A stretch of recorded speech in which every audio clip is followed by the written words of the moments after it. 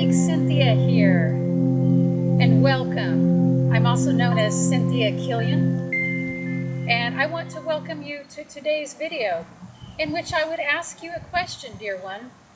Are you one of the people who are wondering to yourself, am I going to meet someone in the near future to share my life with?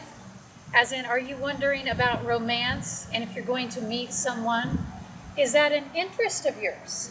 Is that a burning question I should ask? It's a question I get asked a lot as a psychic, and so much so that I decided today I would log on here for just a moment or two and make a little video about this. Because you see, I've done thousands of readings for private clients and on Facebook and via telephone and yes, even in person. And through the years, a significant percent of those readings, not all, but certainly enough for me to notice, these readings have sometimes involved people asking that very question. And you know, really not a month or a week goes by where I don't get asked that question by somebody in a reading.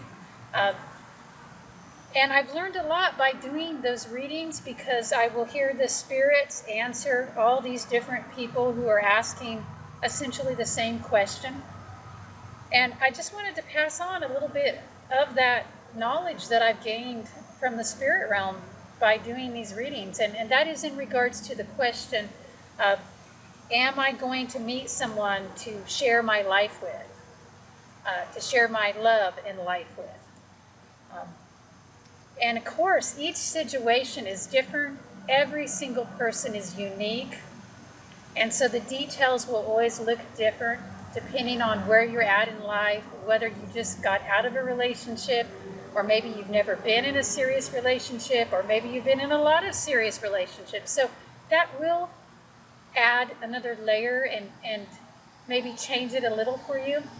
But I have heard many times, I have seen and heard the spirits answer people who ask this question, you know, when will I meet somebody, or will I meet somebody to share my love and life with?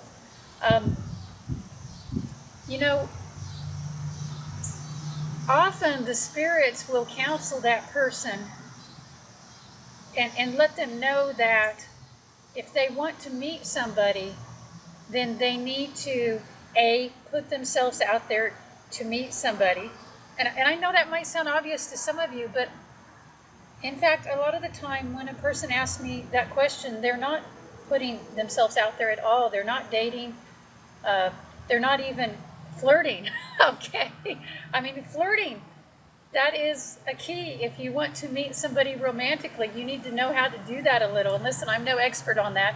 I haven't had to do that in many years because I've been married happily a very long time. But maybe there'll be some other YouTube videos on that that you can check out. But I think of it as just maybe even beyond flirting, just being warm and open and receptive to others. You know, smiling and meaning it, smiling not just with your mouth, but with your heart, and yes, with your eyes, but, you know, really opening. And, you know, the spirits also counsel people, you know, I'm paraphrasing here, and I'm paraphrasing many different readings, kind of putting it all together, but basically it's something to the extent of, you know, if you want to attract a partner, if you want to attract a lover, and I suppose friends too. I mean, even if you're interested in just finding a tribe that is not romantic, you just want, you know, a group to belong in. Let's say that's kind of connected to this as well. But especially if you're looking for that true love, that connection, somebody to share your life with. You know, you don't want to be going around moping all the time and projecting an energy of self-pity and defeat. Those energies are not attractive. Okay? I don't know how to put it any more differently, and this is what the spirits have said, actually, in different readings. So I think that what I got out of doing all these readings, and what I will probably continue to hear, we'll hear, I should say, is that the angels and the guides and the spiritual world really encourages us when we are hoping to have that love in our life. They really encourage us to open up our hearts and to get out there and to connect with others And this part is very important here. I've heard over and over again, the spirits, when somebody asks them about, when will I meet my true lover? Will I meet somebody to share my life with? The spirits will often counsel that person in some regards about living their own true life path. Now, isn't that interesting? Because here you have this person coming and seeking out the help of a psychic, and they're asking about, well, will I find love, basically, good love? Somebody I can really share my heart with, somebody you can really connect with and feel that you can share a life with. And the spirits answer back to that often, maybe not always, but often is to tell the person asking this question that you need to go out and create a life to share. Isn't that interesting? Maybe that ties in with what I said earlier. If we're really wrapped up in the feelings of desperation about not having a partner, if we're really fixated on that in an unhealthy way, I think we can care about it and know it is a goal without being desperate, okay? And the desperation, that's the energy I'm talking about that is not attractive. It's actually the opposite. It repels love. It repels, the kind of people that you might, or person that you might actually want to spend your life with. Too, I also think I would be very careful about emanating that energy just personally, because I think that, especially for a woman, okay, and I think it might be true for a man as well, but I'm not a man, so I don't know. But I think when a woman, and this would be true whether you were straight or gay, okay, when a woman is giving off that energy that she is desperate to have love in her life and desperate to have a partner, and she feels helpless without a partner and la-di-la-di-la, I think that can attract predators, as in abusers or sociopaths or narcissists. So ladies, if you're watching, I would be very careful about letting yourself go in that downward spiral of romantic desperation. You deserve better than that anyway, okay? So part of this all, of what I'm getting at, that the spirits have been telling various clients throughout the years, is to, own your life, own your beauty, and get busy living your life in the most beautiful, elegant way possible, living your life path, and that will change your energy field. It will make it more attractive, because people who are on their true life paths are more attractive. They radiate a certain kind of sexy energy. I don't mean like they look like models, okay? It really doesn't have to do with, what size your body is, or how your hair is, or how good you do makeup, or any of that. It just has to do with an inner energy. A vibration, if you will, that emanates from your aura. When you're on your life path, that's very attractive. People who are living their passions and dreams are very attractive. Now, what do you do if you don't know what your passion and dream is?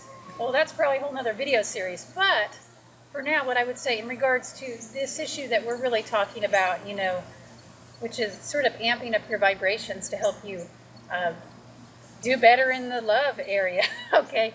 I think that if you don't know right now what your life path is, well, first of all, you need to find that out. I think that is, make that a priority. Move it to the top of the list to learn more about that, to seek out sources of information. Heck, have a reading on that. If not with me, with another qualified psychic or astrologer.